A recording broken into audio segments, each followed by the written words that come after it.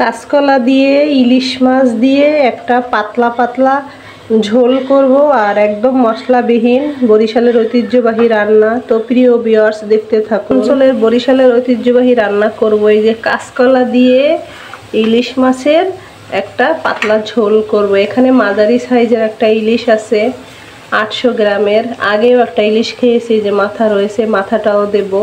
তো কিভাবে কি রান্না করি দেখতে থাকুন। আর এর সঙ্গে যা আছে এই যে চিংড়ি মাছ দিয়ে ছোট বাগানের হেলেঞ্চা শাকের ভাজা। আর এই শাকটা খেলে শরীরে জ্বরের জ্যাম থাকলে তা থাকে না।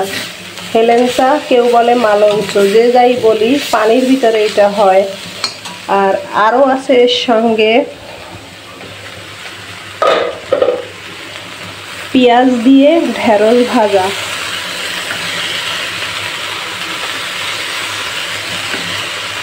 তো আজকের রান্না বান্না দেখতে থাকুন প্রিয় ভিউয়ার্স। এই যে মাছ কেটে নিলাম, আমার প্রয়োজন মতো আমি নিয়েছি রান্নার জন্য। এই যে মাছটা একটু ডিম হয়েছে, এই পেটের অংশ পিঠের অংশ মিলিয়ে নিলাম। আর এর সঙ্গে কাঁচকলা নিলাম। এখন হলুদ পাউডার দিয়ে দিচ্ছি,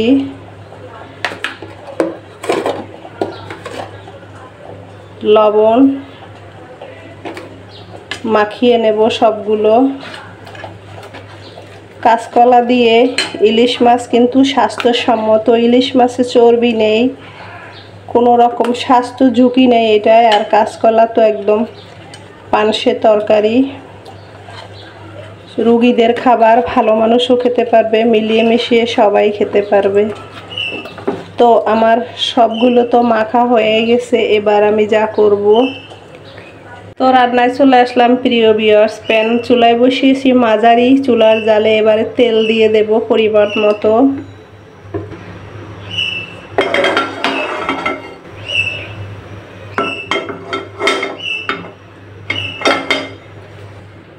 বিসমিল্লাহ।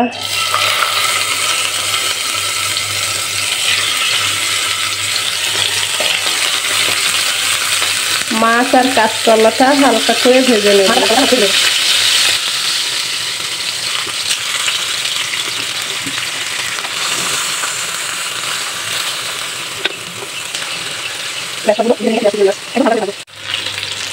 এই যে প্রিয় ভিউয়ার্স, মাছ কাঁচকলা আমি হালকা করে ভেজে নিয়েছি। এখন সব উঠিয়ে নেব।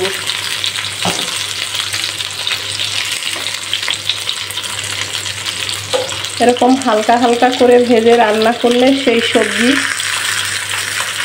দ্বিগুণ স্বাদ হয়। মাছ থেকে প্রচুর তেল বের হয়েছে, আমি অল্প করে তেল দিয়েছি। এখন সবগুলো তো তুলে নিলাম। এর উপরে এই যে কালো জিরা রাঁধুনি ফোড়ন দিয়ে নিচ্ছি। মশলাপাতি দেবই না, একদম হালকা মশলা এটা করব।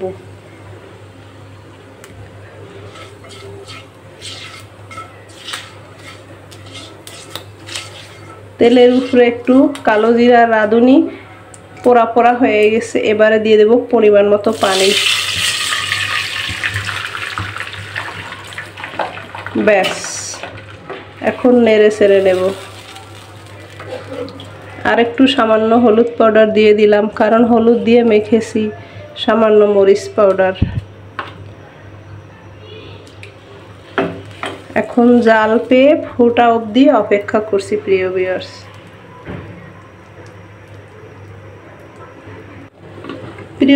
এই দেখুন ঝোল একদম ফুটে গেছে। এখন যা দেব,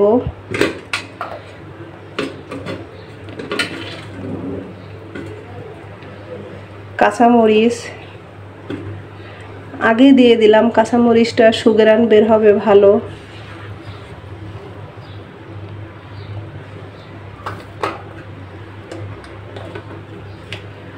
আর এই ভেজে রাখা সব কাঁচকলা মাছ দিয়ে দিচ্ছি। কতটা তেল হয়েছে মাছে।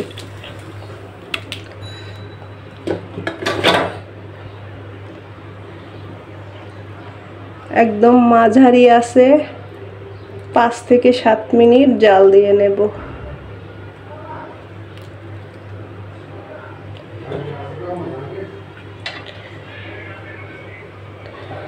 আশেপাশে এতটা শব্দ দূষণ প্রিয় ভিউয়ার্স কি বলবো। যাই হোক, এর ভিতরে রান্না বান্না করতে হবে। এই যে তো একদম বরিশালের ঐতিহ্যবাহী মশলাবিহীন কাঁচকলা দিয়ে ইলিশের ঝোল রান্না করছি প্রিয় ভিউয়ার্স। খেতে সুস্বাদু, স্বাস্থ্যসম্মত, পেটের জন্য উপকারী। তো কাঁচকলা দিয়ে মাছের পাতলা ঝোল রান্না আমার হয়ে গিয়েছে। এই দেখুন ঝোল গায়ে গায়ে চলে আসছে, এবার নামিয়ে ফেলবো। দারুণ হয়েছে রান্নার খাবারটা, কি বলবো। কোনো মশলা নেই, রিস্ক নেই। তো আমার কাছে তো ভালো লাগছে, আপনাদের কাছেও ভালো লাগবে আশা করি। তো এখন আবার চুলা বন্ধ করে ফিরে আসছি। কাঁচকলা দিয়ে ইলিশের পাতলা ঝোল রান্না হয়ে গিয়েছে প্রিয় ভিউয়ার্স। আজকে ভালো লেগে থাকলে রান্নাটা প্লিজ পাশে থাকবেন, লাইক করবেন। আজকের মতো বিদায় নিচ্ছি, আল্লাহ হাফেজ।